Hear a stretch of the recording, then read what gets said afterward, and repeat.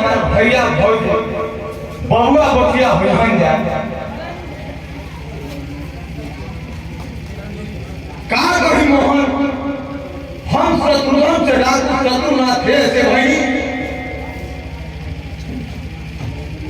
कि हम अपना राम भला के सपना अब वचन के पूरा कर सकी।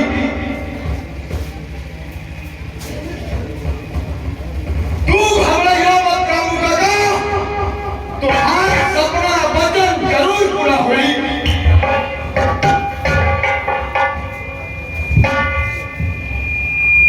शराब बेचे वाला और बेचवाने वाला के जरूर नामो निशान मिटाई।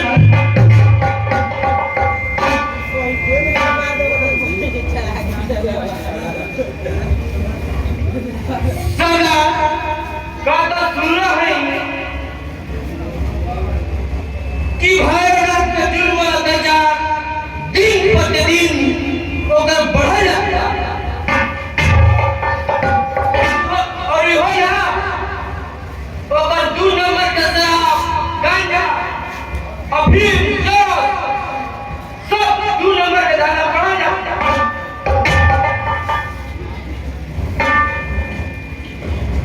तू हमरा मत मोहन हम दुर्गा माई के कसम खा के कहत बानी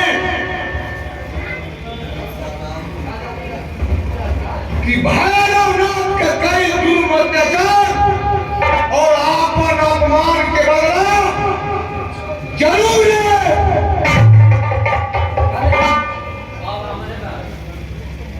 और बनाना सारा ओकर पालतू कुत्ता ओकरा भारी इंतजाम में आज बड़ा के नामो निशान मिटा दे। सरदार डॉक्टर भैरवनाथ के शराब गांजा पीने से रोज रोज कितना इंसान को मौत हो रहा है और कितना इंसान पागल होके अबला नारी पर अत्याचार करत बा।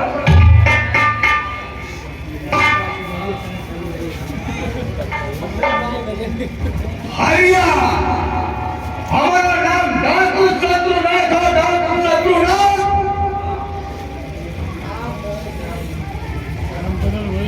अरे हम कसम खाइले बानी कि भैरवनाथ के 2 नंबर के शराब गांजा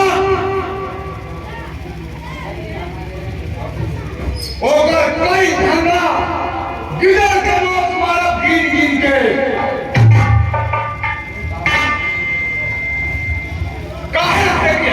भैया के 2 नंबर के शराब पिया पिया के हमने के जला जमीन सारा हड़प ले लेबा और हमरा सोना के संभौजी के अधिकार को दुनिया में से दे लेबा।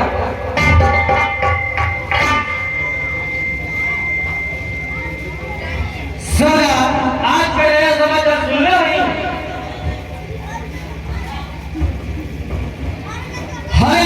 देखिए एकरा में एक ही घर के 4 जना के मौत हो गई बा।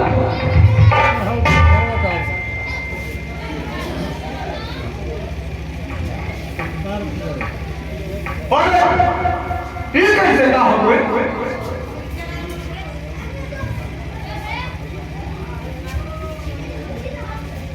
हमारा भैया भाभी अब बबुआ बचिया के मौत आखिर कैसे हो गए?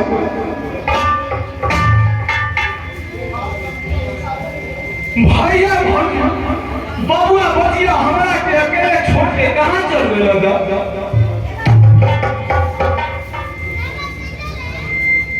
सरदार रोई मत चुप हो जाए। शायद भगवान को वो मंजूर रहे और वो जवन करला तेवन ठीक है करलन।